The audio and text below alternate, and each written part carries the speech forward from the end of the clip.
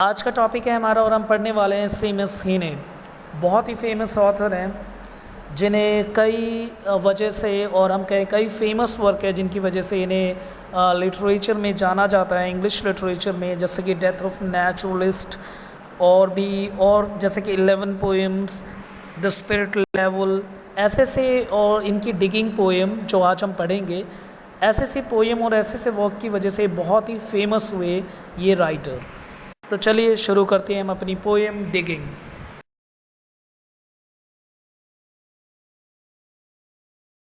First of all author के बारे में थोड़ा सा देखते हैं ताकि हमें एक सही ग्राउंड मिले, ताकि हम चीज़ों को अच्छी तरह से समझ सके। Seamus Heaney was born in April of 1939 में इनका जन्म होता है और ये एल्डेस्ट होते हैं 9 चिल्ड्रन में से, और इनका जन्म नॉर्दर्न आयरलैंड में होता है। इन 1957 ही ने travel to the Belfast to study the English language and literature. वहाँ से इन्होंने इंग्लिश लैंग्वेज और लिटरेचर पढ़ा और finally he did his graduation in 1961। उसके बाद इन 1965 में इनकी शादी होती है मैरी डेवलिन से। इन द सेम ईयर, उसी साल, इनकी फर्स्ट बुक होती है पब्लिश, द 11 पोएम्स नाम से। इन द फॉलोइंग ईयर, उसी साल, Faber and Faber published his first volume. Faber and Faber जो कि बहुत ही फेमस वो है पब्लिशर, ये इनके फर्स्ट वॉल्यूम को पब्लिश करते हैं, the death of a naturalist, which made him win a lot of awards, जिसकी वजह से इन्हें बहुत सारे अवार्ड मिले। In 1968 the Heaney took part in reading the tour called the room to rhyme. एक टूर वर्क पे लिखा इन्होंने रूम टू राइम से वाला, ठीक है, रूम टू राइम, जिसका टाइटल था। After a lot of publication he was awarded the Nobel Prize in literature in 1995। इन्हें नोबेल प्राइज भी मिला है। In 1996 his collection the spirit level was published and won the Whitbread book award of in the same year. उसी और spirit level की जो इन्होंने लिखी एक वर्क, कलेक्शन ऑफ वर्क, तो उनकी वजह से इन्हें विटब्रेड जो है बुक अवार्ड भी मिला। And he won the same award after publishing the Beowulf. Beowulf की एक न्यू ट्रांसलेशन इन्होंने लिखी, एक न्यू वे में बीओल्फ स्टोरी को। Now the related to his features, his work often deals with everything that surrounds him. This means Ireland, especially Northern Ireland. We also can find hints of violence in his poem. इनकी poem में वही हम कह सकते हैं कि कोई भी जो ऑथर है, कोई भी राइटर है, वो एक तरह से सोसाइटी का मिरर होता है, एक तरह से हम कह सकते हैं रिफ्लेक्शन ऑफ सोसाइटी। तो हम इसमें देख सकते हैं, in addition many of his work deal with his own family history. इनके खुद की हिस्ट्री से और आसपास से इन्होंने जो भी चीज़ समझा और जिस तरह से उस चीज़ को इन्होंने बिल्कुल क्लियर क्रिस्टल वे में हम सब के सामने रखा। और आज जो हम पढ़ने वाले हैं डिगिंग, वो भी बहुत ही ब्यूटीफुल वर्क है। चलिए देखते हैं डिगिंग पोएम को। ये इनकी पोएम है डिगिंग, जिसकी स्टार्टिंग है कि between my finger and my thumb, जो कि बहुत ही फेमस हुई और बहुत ज़्यादा फेमस, और इनकी वजह से इन्हें बहुत सारे अवार्ड भी मिले। तो अगर हम डिगिंग को पढ़ते हैं, पर डिगिंग को पढ़ने से पहले मैं समरी में जाने से पहले मैं एक तरह से बैकग्राउंड करवाना चाहूँगा इस पोएम डिगिंग का। तो चलिए बैकग्राउंड देखते हैं।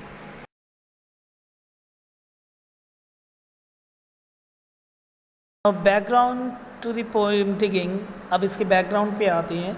तो the Heaney's early poem can be seen fundamentally concern with the childhood. इनकी मैक्सिमम पोएम जो है वो चाइल्डहुड को प्रेजेंट करती है और उस समय के डर को और नेचर को, यानी और उस समय के समाज को।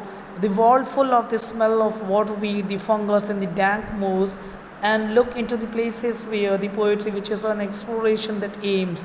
उस समय के सारे चीज़ को, यानी हमें ज़मीन के बारे में, लैंड के बारे में, एग्रीकल्चर, सोसाइटी, ये सब कुछ समझने को मिलता है इनकी एक पीस ऑफ पोएम से। किसी भी पीस ऑफ पोएम को अगर आप उठा के देखो तो जो मेन अट्रैक्शन है, जिसे हम कहेंगे fascination with the hidden secret of the earth, texts and the direction in the bog poems. इनकी पोएम को बेसिकली बॉग पोएम्स कहा जाता था, जहाँ पे बॉग का मतलब है बॉग लैंड, एक मेटाफर की तरह यूज़ किया गया है। जो और जिस तरह से इन्होंने बॉग का मेंशन किया है, बॉग लैंड एक जगह है और उसको इन्होंने इस तरह से फोकस करके लिखा कि ये बॉग लैंड जो है वो ऐसा लगता है कि बिल्कुल हम सब के आगे ये सीन जो है बिल्कुल लाइव आ गया हो, बिल्कुल सामने, बिल्कुल साफ दिख रहा हो। And reveal as source of the mystery and power, और किस तरह से इन्होंने कंसेप्ट को वहाँ पे मेंशन किया। तो ये जो बॉग जहाँ है वो बॉग लैंड है। जो बॉग पीपल थे वो ज़्यादातर विक्टिम होते थे ट्राइबल सेक्रीफाइस के, वो बहुत कुछ सेक्रीफाइस करते थे जैसे ज़मीन वमीन इन सब का। तो जो सेमस हमारे पास हीनी है, इन्होंने क्या करा, इन्हीं ऐसे से ही जो जो हालात चल रहे थे, जो ऐसे सेक्रीफाइस चल रहे थे, जो एक तरह से इनह्यूमैनिटी का एक्ट चल रहा था, उन्हीं को एक इमेज के फॉर्म में और पॉलिटिकल और सोशल सिचुएशन को हम सब के सामने रखा। और इस तरह से this connection to the past allows him to comment on the present on a forceful way. एक तरह से पास्ट को भी जब हम डिगिंग भी पढ़ेंगे तो हमें साफ दिखेगा किस तरह से वो पोएम पास्ट में भी है, प्रेजेंट में भी है और फ्यूचर में भी है। तो इन तीनों को एक तरह से कल्मिनेट करके एक प्रेजेंट वे में एक तरह से सटायर और कमेंट किया इन्होंने। पर हम ये भी नहीं कह सकते कि इनकी हमेशा जो वर्क होता था वो सटायर या एक तरह से पॉलिटिकल राइटिंग लिखते थे।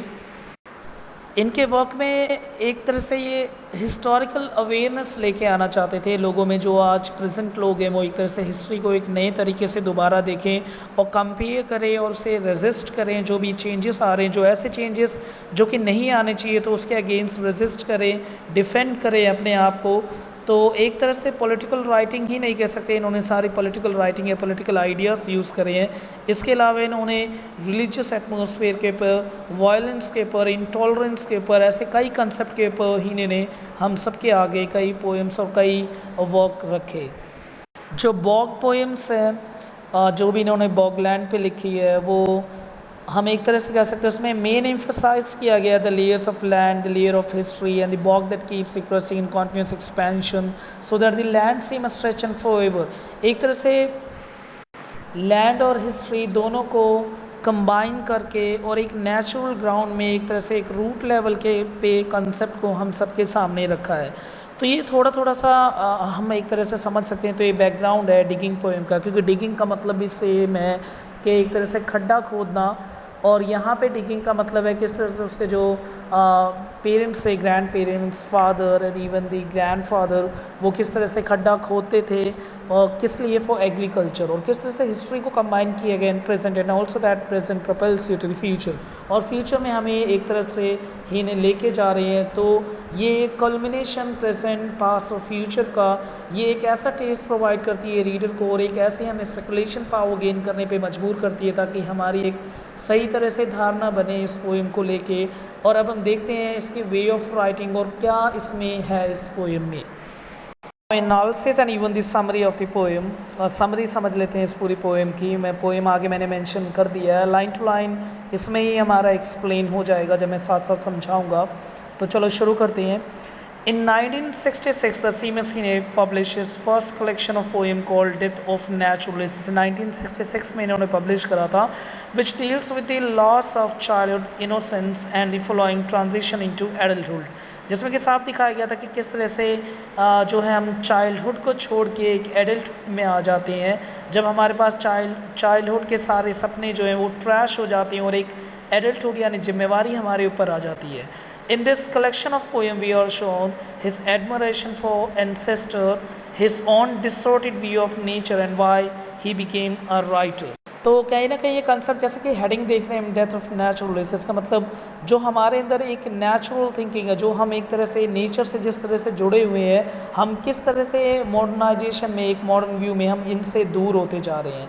तो इस कलेक्शन ऑफ पोएम में इसमें कई सारे एंथोलॉजी है, इट मीन्स ये कलेक्शन ऑफ पोएम है जिसमें कि ये दिखाया गया है कि जो राइटर है यानी सीमस हीने है, वो अपने एंसेस्टर को किस तरह से यहाँ पे एडमायर कर रहे हैं, उनकी वैल्यू उनको बहुत अच्छी तरह पता है कि उनकी वैल्यू कितनी है, और किस तरह से नेचर फाइनली डिस्टॉर्ट होते जा रहे हैं, लोग बदलते जा रहे हैं। ये नेचर यहाँ पे इंसान का नेचर भी है और even the nature it means environment वो भी चेंज होता जा रहा है। और किस तरह से इनके सीमस हीने के जो पहले जो पेरेंट्स थे और ग्रैंड पेरेंट्स वो एग्रीकल्चर से बिलोंग करते थे, और ये एकदम से सीमस हीने जो है शिफ्ट हो गए from that of agriculture to that of writer into the line of writing, और ये राइटिंग के लाइन में आ गए। तो इसी के ऊपर एक बैकग्राउंड है, ये एक स्ट्रॉन्ग बैकग्राउंड है अगर हम बात करें अब पूरी पोएम डिगिंग का। The first poem of that collection is Digging, which is reconciliatory expression of an artist who will not follow in his father and the grandfather footstep as a common laborer. ये जो पूरी जो anthology है death of naturalist, इसमें से जो digging है इस पूरे एंथोलॉजी में से फर्स्ट पोएम है जिसमें कि सेंट्रल आइडिया, सेंट्रल थीम यही रखा गया है कि राइटर यानी सीमस हीने खुद अपने फादर और ग्रैंडफादर के उन्होंने फुट स्टेप को फॉलो नहीं करा और वो एक, हाँ अगर हम बात करें एग्रीकल्चर और लेबर बनने की जगह वो क्या बन गए, राइटर बन गए।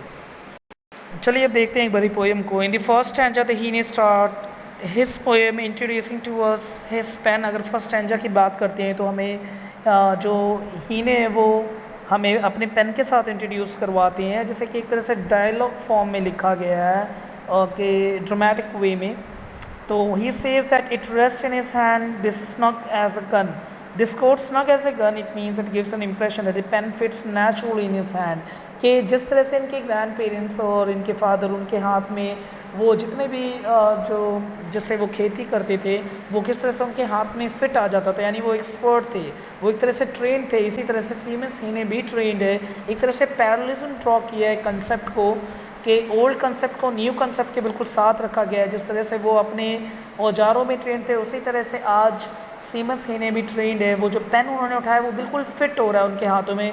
इसका मतलब सीमस हीने एक ट्रेंड राइटर है, और जिस तरह से इनके जो फादर और ग्रैंडफादर थे वो एक बहुत ही ट्रेंड थे अपने फील्ड में।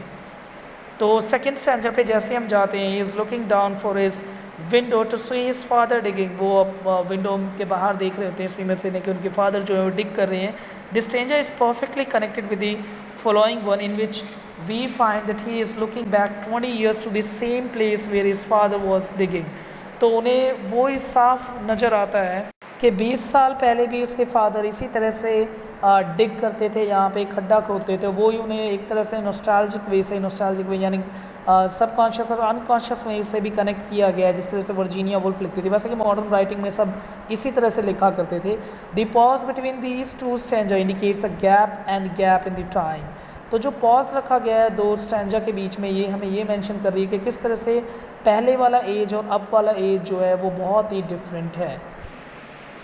Now the Seamus Heaney continued describing how his father worked until the fifth stanza. Fifth stanza तक वो यही डिस्क्राइब करें किस तरह से उसके फादर काम करते थे फील्ड पे, in which he introduces grandfather who was a digger too.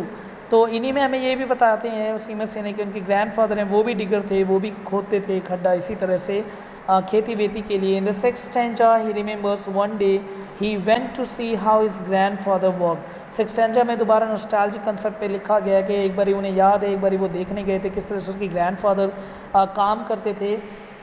Now the title of the poem. Related to title, it is only when we have read the poem carefully when we realize that all the three generations are involved in digging.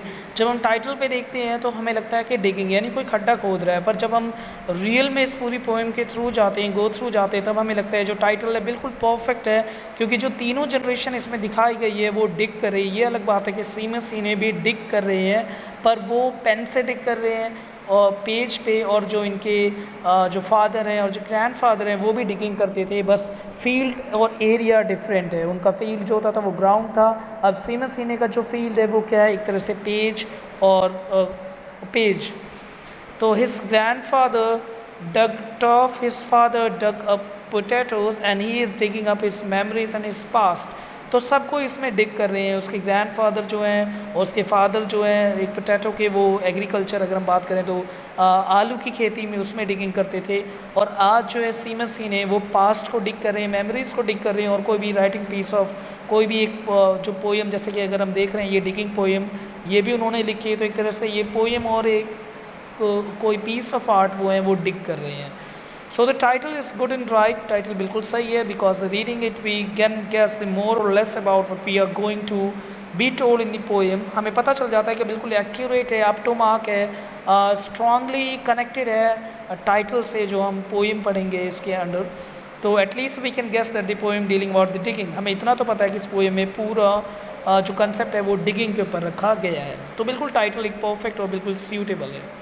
Style देख लेते हैं हम इस poem में, कौन सा style और कौन सा फॉर्मेट, कौन सा डिक्शन यूज़ हुआ है, किस तरह से प्रेजेंट पास्ट को और फ्यूचर को कल्मिनेट किया गया, जो मैंने आपको बताया था।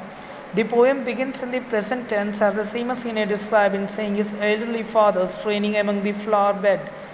तो हमें दिखाया गया कि किस तरह से जो सीमा सीन है वो देख रहे हैं, और ये पूरी जो पोएम है प्रेजेंट टेंस में शुरू होती है। Then it goes into the past tense, जब वो रिमेंबर करते हैं his father and the grand father at work, कि वो भी किस तरह से काम करते थे खेतों पे।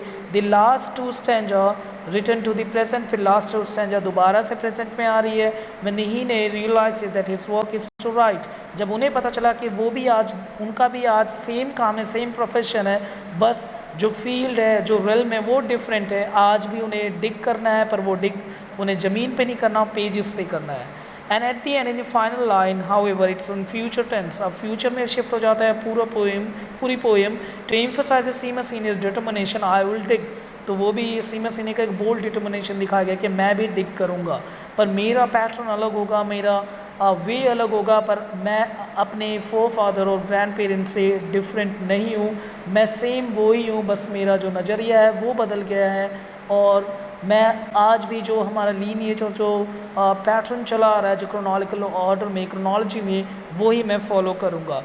और इसमें अगर हम एक और बात करें, ये जो पूरी वो है कि the poem symbolise the changing of face of Ireland from a rural country to the modern industrial nation. ये कहीं ना कहीं सेंट्रल आइडिया है किस तरह से आयरलैंड जो है वो चेंज हो रहा था। वो पहले रूरल था, गांव वाला एरिया था, अब धीरे धीरे मॉडर्न होता जा रहा था।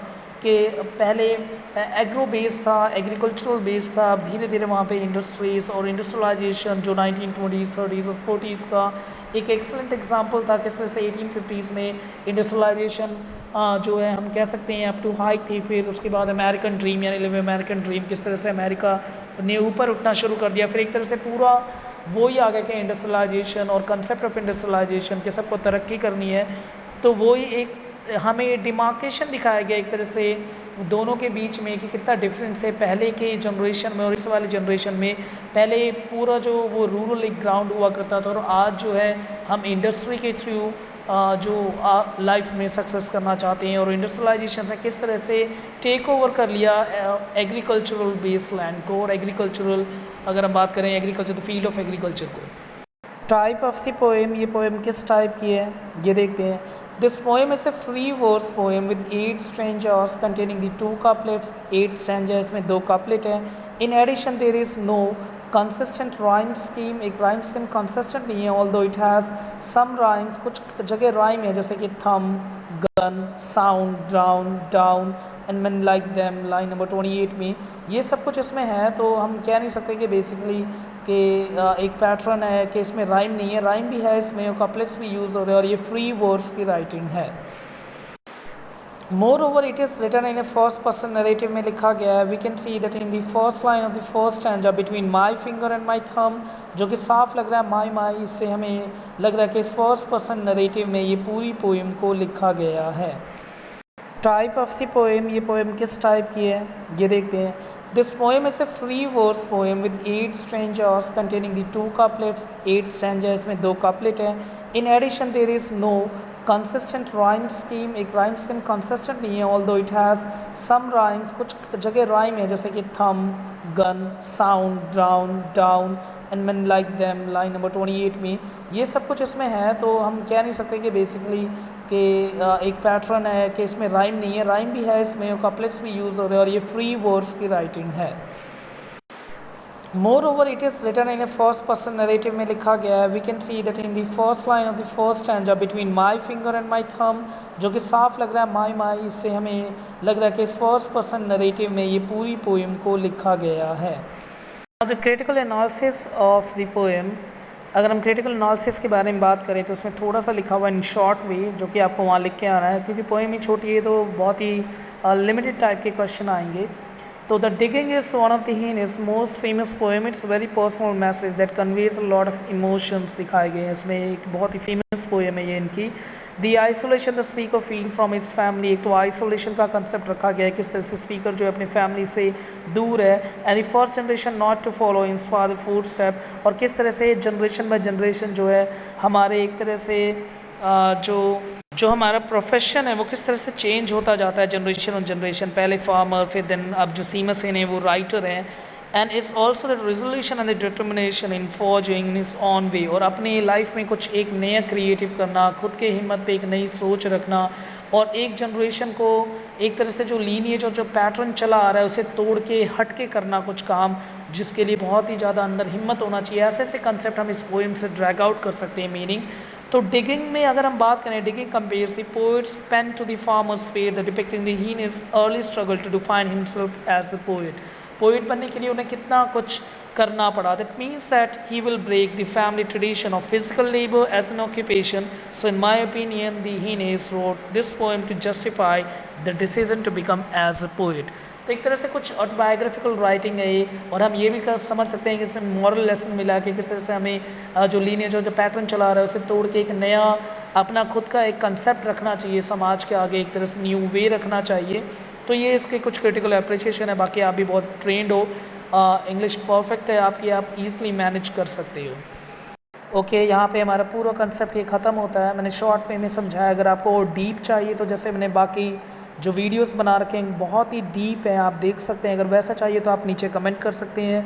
Okay, bye bye and take care. और मेरे बारे में अगर आपको जानना है तो आप मेरे नेक्स्ट पेज पे देख सकते हैं मेरे बारे में इन्फॉर्मेशन।